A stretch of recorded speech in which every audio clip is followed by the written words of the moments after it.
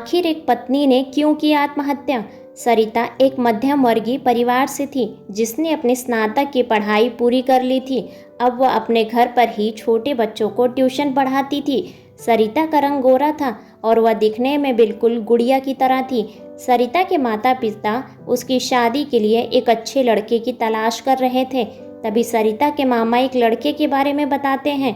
वे कहते हैं कि लड़के का नाम राहुल है। वह एक कंपनी में मैनेजर के पद पर है और महीने के 70,000 कमाता है। सरिता के माता पिता ने लड़के की फोटो देखी तो उन्हें लड़का पसंद आ गया। जब सरिता की मां ने सरिता को लड़के की तस्वीर दिखाई तो सरिता ने कहा, जब आप दोनों को लड़का पसंद है तो मुझे भी पसंद है।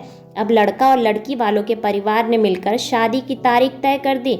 सरिता के माता पिता बहुत खुश थे कि उनकी बेटी की शादी एक अच्छे घर में हो रही है। पूरे धूमधाम से सरिता की शादी हो गई। अब सरिता अपने बचपन के घर को छोड़कर एक नए घर चली गई। कुछ दिन तो सरिता को अपने माता पिता और अपने घर की बहुत याद आई। सरिता की शादी को कुछ महीने बीत गए थे। अब उसका पति राहुल पहले जैसा व्यवहार नहीं करता था। वह सरिता से चिढ़ा चिढ़ा सा रहता था। राहुल अब ना पहले जैसा सरिता को प्यार करता और ना ही उसकी बातों को मानता। सरिता को समझ नहीं आ रहा था कि वो क्या करे। वो बस रोकर अपने दर्द को कम करने की कोशिश करती। एक दिन सरिता को पता चला कि राहुल सिगरेट पीने के बहाने छत पे जाता है और किसी लड़की से बातें करता है। जब सरिता ने राहुल से पूछा, आप रोज़ाना छत पर जाकर किससे बात करते हैं, तो इस पर राहुल ने जवाब दिया, वो मेरे ऑफिस का फ्रेंड है, बस उसी से बात करता हूँ और तुम अपने काम से मतलब रखो, ज़्यादा सीआईडी बनने की ज़रूरत नहीं है। होली का दिन था। राहुल के कुछ दोस्त उसके घर आए थे। सभी ने घर पर पार्टी की। उस दिन राहुल का एक दोस्त ने ज़्यादा ड्रिंक कर लिया था और उसने नशे में सरिता के सामने जाकर कहा, भाभी आप इतनी प्यारी और मासूम हो, फिर भी राहुल भाई दिन भर उस घमंडी नेहा से बात करते रहते हैं। लगता है कि आप राहुल भाई का सही से ख्याल नहीं रखती। ये सुनकर सरिता का शक अब हकीकत बन चुका था। अगली सुबह जब सरिता ने राहुल से पूछा कि ये नेहा कौन है और क्या लगती है आपकी। राहुल, मैं तुम्हें क्यों बताऊं। सरिता, मैं बीवी हूं आपकी। राहुल, देखो तुमसे पहले वो मेरी लाइफ में आई। सरिता, तो फिर मुझसे शादी क्यों की। राहुल, बस तुम अच्छी लगी इसलिए शादी की। सरिता, अब तुम देखना मैं उस कमीनी लड़की को कैसे सबक सिखाती हूँ।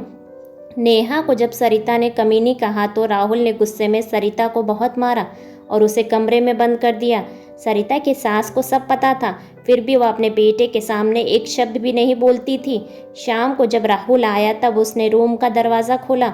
उस दिन सरिता की तबीयत खराब हो गई, फिर भी उसी हालत में उसने खाना बनाया। सरिता ये सारी बात अपनी माँ को बताना चाहती थी, लेकिन चाह कर भी वो नहीं बता पा रही थी, क्योंकि वह जानती थी कि अगर उसने माता पिता को सब बता दिया तो वह परेशान हो जाएंगे। राहुल अब सरिता के साथ नौकरानी जैसा व्यवहार करने लगा। छोटी छोटी बातों पे उसे मारता। सरिता अब धीरे धीरे डिप्रेशन का शिकार होने लगी। उसके दिमाग में गलत ख्याल आने लगे। अब वह न समय पे खाना खाती और ना ही किसी से बात करती। आखिरकार एक दिन सरिता ने फांसी लगाकर आत्महत्या कर ली। सरिता ने आत्महत्या का कारण किसी को नहीं बताया, लेकिन उसके सास को पता था कि सरिता ने आत्महत्या क्यों की। दूसरी तरफ सरिता के माता पिता का रो रो कर बुरा हाल हो गया। सरिता की मां ने पुलिस को आत्महत्या का कारण उसके ससुराल वालों को बताया। पुलिस राहुल और उसके माता पिता को ले गई, लेकिन पैसों के दम पर कुछ दिनों में ही राहुल और उसके माता पिता जेल से छूट गए। जीवन में अक्सर अच्छा दिखने वाला इंसान अच्छा नहीं होता। उसके अंदर कहीं ना कहीं बुराई छुपी होती है और वही बुराई किसी की ज़िंदगी को बर्बाद कर सकती है। कुछ ऐसा ही हुआ सरिता के साथ। ऐसे ही बेहतरीन कहानियों को सुनने के लिए वीडियो को लाइक और चैनल को सब्सक्राइब करें और अपने विचार कमेंट्स बॉक्स में कमेंट्स करके हमें ज़रूर बताइएगा। धन्यवाद।